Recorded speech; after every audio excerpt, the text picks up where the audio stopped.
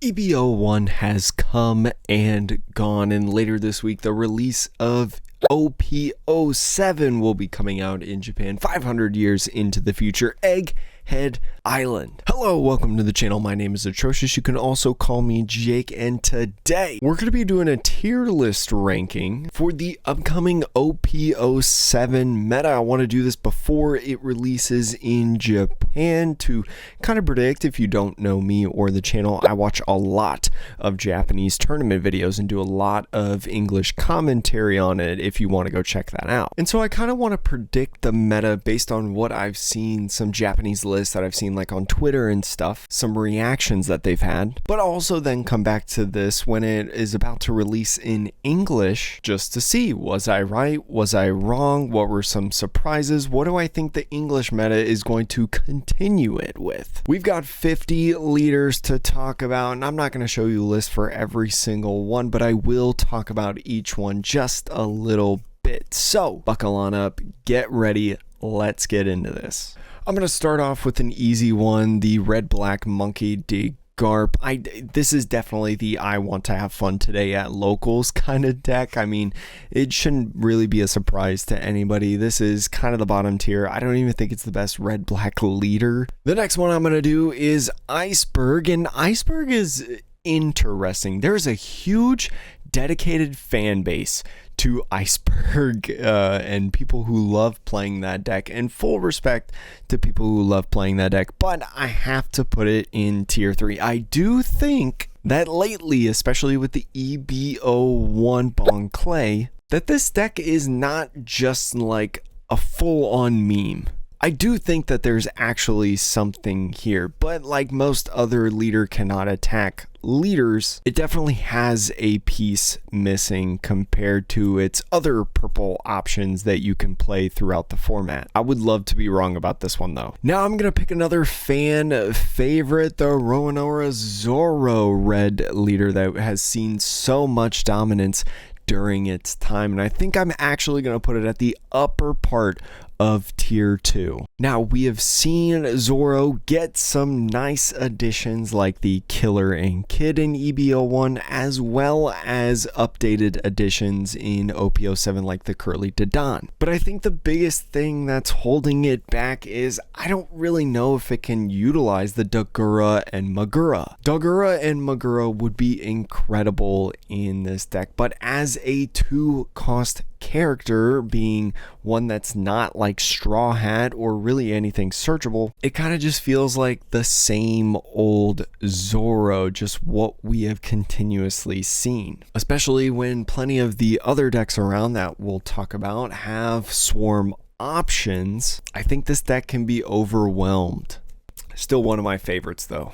Going into Kairos. Now, Kairos got a lot of hype heading into the EB01 format. The black and yellow Dressrosa leader looked really, really cool and unique, but we did not see anything. I barely saw anything at all. I know we only had one event in Nationals, but even on Twitter, when I feel like I see a ton of different decks and a bunch of different local tournaments, I barely saw this archetype at all. I think it may be missing a couple more pieces, although probably a ton of fun, but probably falls into the same category as Monkey D Garp, where it's like, if you're going to play a black leader, you might as well play something else. Now let's go into Nami, one of the most hated decks I feel like in One Piece. Now, I personally love Nami. I think it's a really, really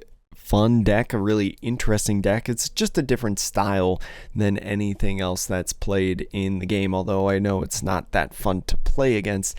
I think Nami personally is tier 2, continuing to stay where it has been. And you may be thinking like, oh yeah, but Nami is so easy to beat, blah blah blah. Well, it does get some potential additions inside the deck in terms of counter events. There's the 2-cost Snake Dance, which is the plus 4,000 counter, return a character, plus with the trigger of returning up to 2 characters. Also potentially the Slave Arrow 1-cost counter gives another plus 4,000. Returning a character, and then it also has some hand filter in it. Draw 2 cards, place 2 at the bottom of your deck. I know is not necessarily the best thing for Nami, but honestly it could get you to put like 2 Impel Down All-Stars into the bottom of the deck if you have no way to get rid of them whatsoever, so could be good. I think though that the decks that do benefit a lot from OP07 will just hinder Nami overall, so that's why I've got it still in tier 2.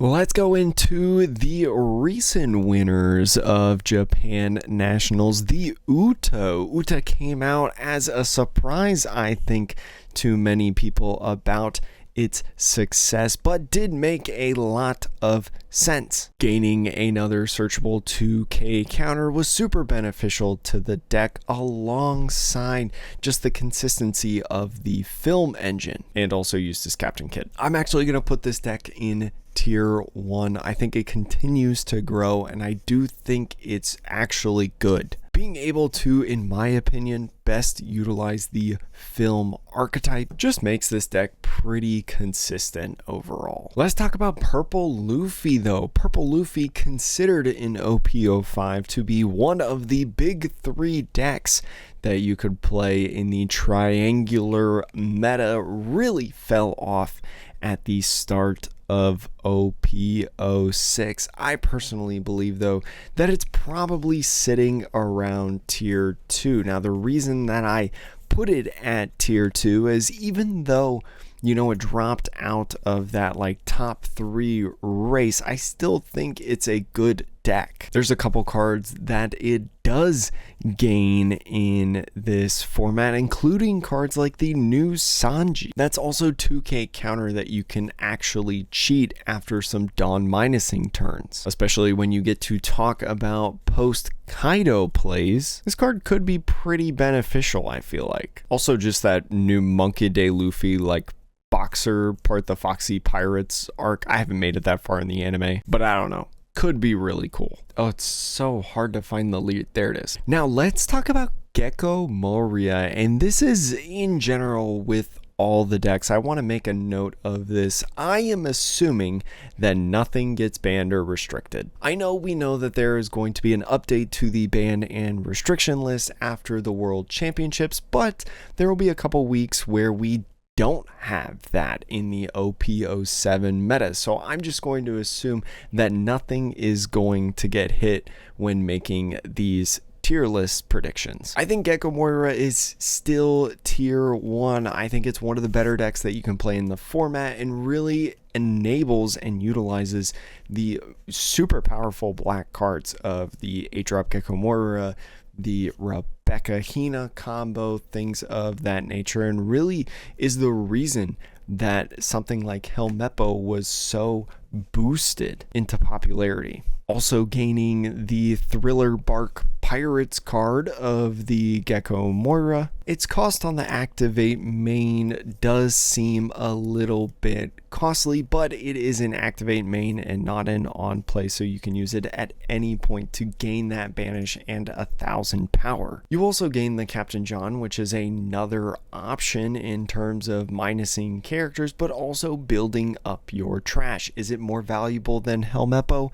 I'm not 100% sure because Helmeppo just gets to do more minusing, but it is a curious note. The green blue Sanji I think is still in the I want to have fun today category. I don't really think it's that good. It's kind of cool and kind of fun, but honestly if I was going to play green blue I would pick a different leader. Let's talk about one of the new leaders in OP07, the Boa Hancock. I am ready to already put Boa Hancock in the tier 2 category personally. That 7 Warlords of the Sea leader, as well as the Kuja Pirates, has that your turn once per turn. You may activate this when a character leaves play from one of your abilities. If you have 5 or less cards in hand, draw 1 card. Drawing cards is always good in the One Piece trading card game, and there's plenty of cards in the set that it can utilize alongside it, including the Crocodile, the Jinbei, also potentially like things like the Gecko Moria, that 5-cost character. Also because in the set it does gain that Sengoku Searcher. Being a 1-drop, I think this card could have an immediate impact. I definitely think it's better than the Blue Luffy leader. Blue Luffy leader is sitting somewhere between tier 3 and I Want to Have Fun Today. I think it's more in tier 3. I don't even know if I consider it in the I Want to Have Fun Today category because like you can't get the cards.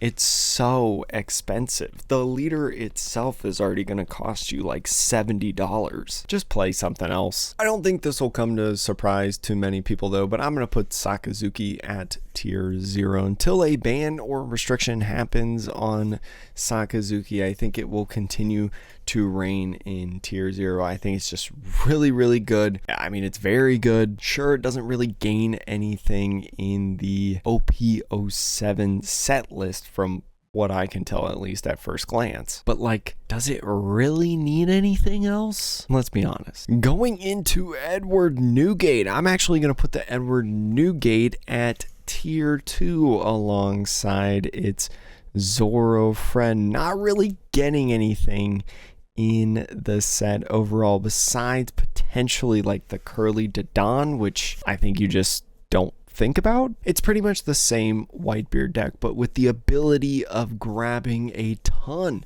of cards and then also just always consistently being a 6,000 power body. It's just still a pretty decent deck. Alright, we're going to talk about my personal favorite deck, Red Black Sabo. I think it's definitely a tier 3 deck. Now, even though I'm going to be cooking up a lot of Sabo, I'm not going to sit here and say that this is, you know, just as good as Edward Newgate or up here. I'm going to be realistic. In the previous formats, I would definitely put Red Black Sabo in the fun tier, but I do think with the Revolutionary Army cards that Red gets, whether it's like the Keep Out or the Dragon's Breath or the Galaxy Wink, there are things like the Monkey D Dragon and maybe even that Black Monkey D Luffy Straw Hat card if you're running like a Straw Hat version that could just really benefit the deck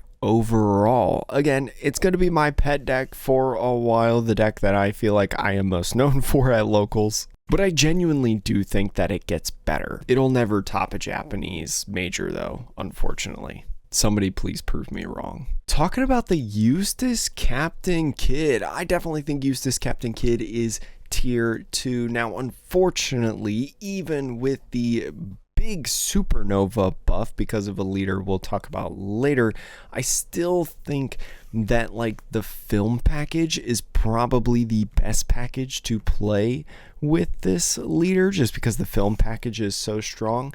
But I think Uta best utilizes that, so I definitely think that you would just play Uta over the Eustace Captain Kidd. The deck using the Basil Hawkins though is so cool in my opinion. I do really, really love that card. Alright, let's start throwing these other leaders because this video is already too long in the I just want to have fun category, and I'll see you in a second.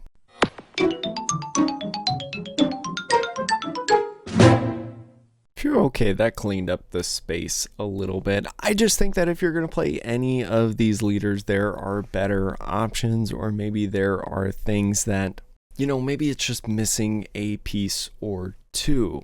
There will always be local warriors of these decks, but I think honestly, it's just, you could do better in terms of having a consistent deck. But I love being proven wrong, so feel free. Oh, I forgot this guy, put him there too. Let's talk about Odin, Land of Wano. This was another card that was hyped, another leader that people were excited about, including myself, but did not appear anywhere in the Japanese Nationals results. I think this goes into tier 3.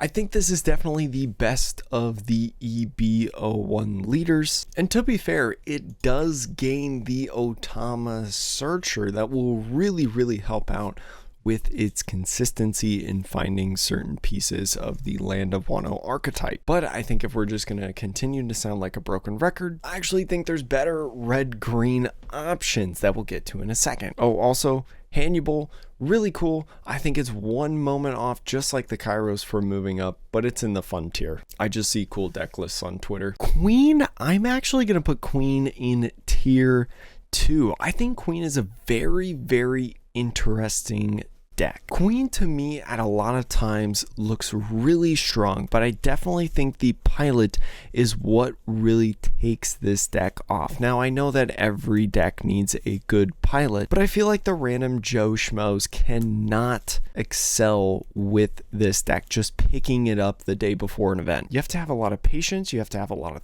thought in terms of the amount of resources that you have, and it can really just steal wins by outlasting decks entirely. I'm also going to place the Reiju Vinsmoke deck in tier 2. The Vinsmoke family, very cool deck. One of my favorites in OP06 that I definitely want to play, but it didn't really go crazy at all, and now we're heading into the OP07 format, and it really just gets like one, maybe two very minute pieces in my opinion. With the Sanji and Reiju, I think it is. I don't think the card combo is enough to propel it in tier 1, but I do think it's still going to be a popular deck because I do think people really enjoy playing it. But if you want to play, in my opinion, a better power up deck, go ahead and play Black Yellow Luffy because I do think it's in tier 1, the best of the three brothers in starter deck 13. This deck can utilize a couple different pieces of things like the Straw Hat Crew in the Egghead Yellow cards, as well as that like Monkey D. Luffy that I was mentioning. It also has the ability to play both the secret rares if it wants to. I don't know if it will, of the Sabo and Ace. So there are some big boss monster options for you as a deck overall. What I think gains a little bit of power from that is the Enel. I think Enel definitely plays that Ace. If you do not know what it is, on play, add up to one card from the top of your deck to the top of your life. Then if you have 2 life cards or less, this character gains Rush for the turn at 10 cost, 10,000 power body. It's not very easily searchable, but as Enel, especially when you're at 10 Dawn, you're always hovering around that 1 to 2 life. So if you can play this when you got 1 life left, yeah, it's just another option for you to gain a life. And it gets Rush. I think Enel is going to continue to be good unless something gets banged on it. I even think if Gadatsu is something that got banged, Enel would still be a tier 1 deck. It's just really good, and it's really hard to play against a lot of times. It's got swarm options, there's just a lot of triggers, and it's just difficult to play around with that life manipulation within the leader effect on your opponent's turn. I think one card that really excels into tier 1 though is the Blue Doflamingo. Blue Doflamingo gets so many different new cards for this archetype. You have potentially the Sengoku to help you search for 7 Warlords of the Sea. I've seen just about every single OP07 Doflamingo list play the 4-cost SR Jinbei. You've got the 3-cost Doflamingo that puts down another character. The Gecko Moira, the Edward Weevil, I think even some people are playing, rearranging their order when attacking. And we're not even going to talk about the Boa Hancock 6-cost SR that it could potentially play. There are just so many options for this deck, and there's so many boosts. I'm so excited to play this deck in OP07. I know that RJ, which a lot of people may know, has put out several Blue Doflamingo decks as of late within the last week, so go check that out. I think they're mostly like EBO1 format stuff, but it could give you a really good preview before OP07 releases. Going into Yellow Purple Croc, I really like Yellow Purple Croc. I think it's a really cool deck, and especially with the EBO1 cards of the Bond Clay and also the Miss Wednesday, I think it's still a pretty decent tier 3 deck. It's on the cusp of that tier 2, but I think it's just a little bit behind in terms of the better options that you can play with purple and or yellow. Just please though, please stop playing. Someone make a list without the Katakuris. Speaking of Katakuri though, I definitely think it's in the same camp as the black decks, where if nothing gets banned or restricted, it's still going to be a pretty good tier 1 deck. As long as the deck has the big moms, the Beijays, the Linlins, and it gets that plus 1000 power, I think it's just really good. The red purple Uta deck is one that I know is popular among many, and I actually think that this is kind of like tier 3. Now, I think that this is barely tier 3. This is just above the I want to have fun today deck, but it does get some new options within the OP07 meta in terms of film. It's primarily just red in the film cards, but there's just a lot of new film options that you can play alongside many of your other cards. So that's why I'll put it in the next tier. The more film stuff that comes within this archetype, especially in the different areas, the better it will become. All right, let's talk about more of the new cards, specifically the Rob Lucci, the second Rob Lucci leader that we've gotten. I put the first one in the want to have fun today category, and that's because I think that this one is better. I'm going to put this in tier 2. Now, if you do not know about this leader, let me read you its effect. 5 life, black, when attacking, CP 0. You may trash the top 2 cards of your deck, give up to one of your opponent's characters -1 cost for the turn when attacking. We've seen how good that -1 cost when attacking is in different leaders like the Sakazuki, but without that extra effect of drawing a card, you actually get to trash 2 of the cards. So with the CP engine, right, we got that new Kaku right there that also like bottom deck stuff from the trash to minus cost. The new Khalifa that when Dawn ×1 give everybody -1 cost, and also the Spandam doing that minusing effect. There's a lot of these cards, and the Hattori. Can we talk about the Hattori giving a Rob Lucci plus 2000 on your turn on play to put it at literally 7000 for 1 Dawn Plus being a 2k counter? I think this card has an immediate impact on the meta and kind of revitalizes the CP engine. I think before, as it was somewhat lackluster and you'd rather play Navy, now I think it's a genuine viable option within the meta. I don't think though it's better than the Jewelry Bonnie, and I'm ready to put this deck into tier 1. Look, you may call me crazy for this take, but this leader effect, right, on opponent's attacks once per turn, rest 1 Dawn, rest up to one of your opponent's leaders or characters. So at the beginning of the attack, you get to rest somebody, literally anybody on your opponent's side of the field. I think that's just really strong.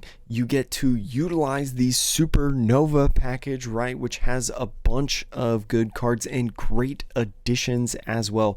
In that Basil Hawkins, like I mentioned earlier, you know, you can utilize the film Luffy and Zoros, as well as getting that More Pizza Searcher. That is that 1 cost Supernova Searcher that has that trigger draw 1 card. I think that this is the strongest deck to come out of OP07, and especially with green, right? Green being kind of on the rise overall, I feel like. I think this showcases itself as one of the premier green decks of the format. I think it's really good. Another favorite deck of mine, Sabo, I think personally goes in the tier 2 category. Now, I definitely think it's somewhere between tier 1 with the black Luffy and definitely probably above tier 3. We have seen just a little bit amount of success from the National University 3-on-3, but it gains different additions like the Straw Hat Crew Monkey D. Luffy, right, a 5 cost, as well as, like I mentioned, the Ace for the yellow decks overall, being a revolutionary army, and also getting something like that Monkey D. Dragon and those 3 events that I mentioned earlier with the red-black Sabo could be something that helps it out in the meta, but I don't think enough, to be honest, to be stronger than something like the Rob Lucci that's come out, or the Uta. Trafalgar Law, though, I think also sits in the tier 2 category, really benefiting from the supernova options that it gains from the OP07 release. I definitely think something like the Basil Hawkins can be really, really good, but especially because you also play some small characters, the Curly Dodon is going to help you out a ton, and also potentially the Dogura and Magura. Whether it's red or green, I think this deck gains several options to go alongside the ones that it got in OB01 with the Killer and Kid and stuff like that. So I don't know, like, I really think that this could be so strong. And let's talk about that Zoro too. When attacking, if you have 3 or more characters in play, this card gains plus 2,000 for the turn. Think about Trafalgar Law and how often you see a full board, right? You need 2 other characters in play, and this card already, when attacking, gets 4,000 power, only needs 1 done to hit the 5,000. This Zoro could be a really good addition, in my opinion, for the deck. Also, is this searchable off of the 2 Dodons? Because the new Dodon says 1 cost character. It doesn't specify a single color, so especially as it's a Straw Hat and a Supernova, could be really searchable. I'm excited for Red Green Law coming back in OP07, in my opinion. A deck that I'm not sure if I'm ready to get behind, but I do think is not just a meme. I definitely think the what's this guy's name? Vegapunk. One of the better leader cannot attack leaders. Activate main once per turn, rest 1 Dawn, place up to 1 5 cost or less card, or with the egghead type, from your hand face up on top of your life or into play. Having the flexibility of either putting it in the life or putting it in play, I feel like can be really strong. You start off though with only 2 life. Your Edisons immediately get value though if you have that. Your Pythagoras, right, have the ability to have immediate impact on the KO. Just a really interesting leader. I feel like somebody's gonna crack this and then it's gonna blow up. One thing I also want to note about the egghead cards that I think is really interesting and something that we haven't seen before. With a lot of these triggers, especially the Straw Hat cards in this set, pretty much all of these characters have trigger, but at the end of the trigger for several of these characters, I'm talking like the Tony Chopper, I'm talking the Jinbei, there's a couple of these that say put it in your hand. I think that's really interesting. We haven't really seen a trigger card that doesn't immediately go into the trash after use, and these gain effects and do. Do I think it matters in the grand scheme of things? Probably not, but I think it's worth noting. Speaking of worth noting, in yellow, Yamato, I think, continues to be a tier 1 deck. I think as long as your leader has double attack, right, I think Yamato's game plan is always going to be strong. You have a slower deck that you're facing, that's going to be a problem for that deck. If you're Yamato, you have a slow start, that's going to be a problem facing Yamato. We've seen it here on this channel. We have videos where you just use double attack and it just works, right? Like, you don't play anything down the first couple turns because you just attach all your Dawn and swing and hit for double attack, and you just pindle their life all the way down to 0 so quickly. It's crazy. The Monkey D Dragon, though, I think goes in tier 3 also alongside Vegapunk with this new Revolutionary Army leader. 5 life, activate main once per turn. Give up a total of 2 of your currently attached Dawn to one of your characters. I think this leader effect is super interesting. Moving the Dawn from one character or leader to another could really utilize being able to swing. So if I attach the 2 Dawn to my character and then swing that 5,000 power character now, if they've got 2 Dawn and don't die to like a jet pistol or something like that, I can activate main and move that to my Monkey D Dragon to then swing a 7,000 power leader. There's a lot of cool things that you can probably do with this. That blue jam KOs characters if it has a Dawn attached when attacking, and many other effects in the One Piece trading card game that could potentially utilize this card. I'm excited to see what people cook up with this, but also kind of excited where people put the blue crocodile. Now, we've talked about the 7 Warlords of the Sea getting great cards, and Doflamingo and Boa Hancock get boosted.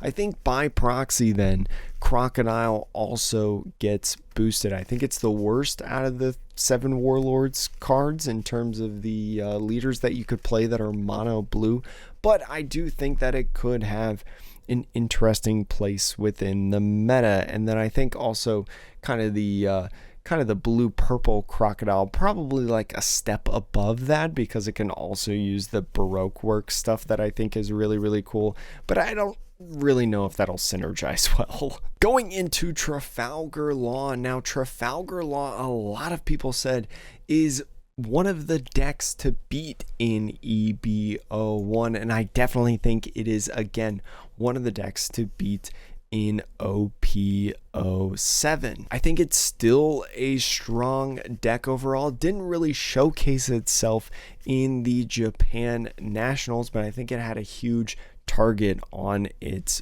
back. It's definitely behind the Sakazuki. I think Sakazuki, if we had a way less leaders tier list, probably would be somewhat in a tier of its own. But I do think Red Purple Law is very strong heading into this next format. Going into the blue yellow ace, I do think that this is the worst of the 3 brothers in terms of cards, but I do think it gets a couple good additions. It does get that new Whitebeard Pirates ace card that is a blocker that allows you to put cards back on the top or bottom of your deck, as well as potentially a couple other cards from the Egghead Island edition. I'm talking about that Luffy and maybe utilizing the ace. But I think it's just a hash above the I want to have fun today deck, but who knows, maybe someone will prove me wrong. A deck that I'm really curious to see how it responds is Perona. I'm actually going to put Perona in tier 2. Now, this may be kind of a more crazy take,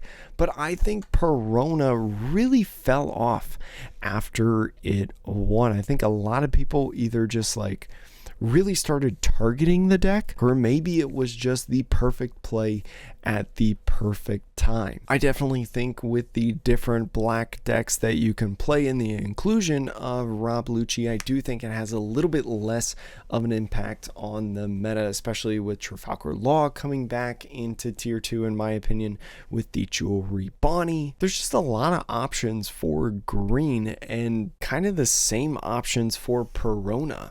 It feels like Perona's time has almost just come and gone in my opinion. But I still think a strong deck overall if you're wanting to learn how to play Perona for OP07. And not a bad deck. Now the ace. The ace I think it's teetering somewhere between tier 2 and tier 3. I feel like it's going to be tier 3. I feel like if you want to play something like ace, you might as well just play like Edward Newgate, or like a lot of, or some of the ace cards at least will just be put in the red purple law. But I do think ace can steal a little bit of the show. I know there's going to be a video soon on the channel showcasing a OP05 ace deck that actually, I think, either won or got second at our like 20 some tournaments. So could be a lot of fun if you do want to play, but I don't really see it getting a ton of new stuff. I see it being the same old, same old.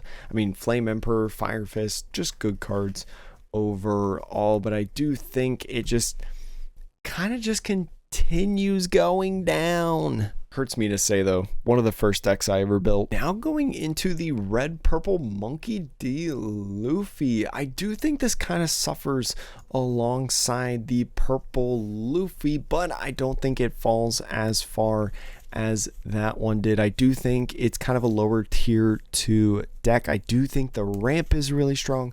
I do think the aggression from red is really strong. And honestly, Edward Newgate as a card is just really, really good, right? But I just think a lot of decks just end up beating it. 3 life is just so awkward on a leader, even though you're at that 6,000 power. And even though you can go fast, right, with your ramp ability, I don't think you can go fast enough to really keep up with a lot of the stuff that is coming out in OP07 and the decks that get boosted. Green purple Doflamingo. I'm hearing a lot of rumblings with green purple Doflamingo potentially coming back. I'm not convinced by it though, and I'm really curious to see what exactly is going to happen with the Don Quixote Doflamingo Pirates. I would love to know if you've got something cooked up for OP07 and if it's really good, and I hope it comes back, because this was actually like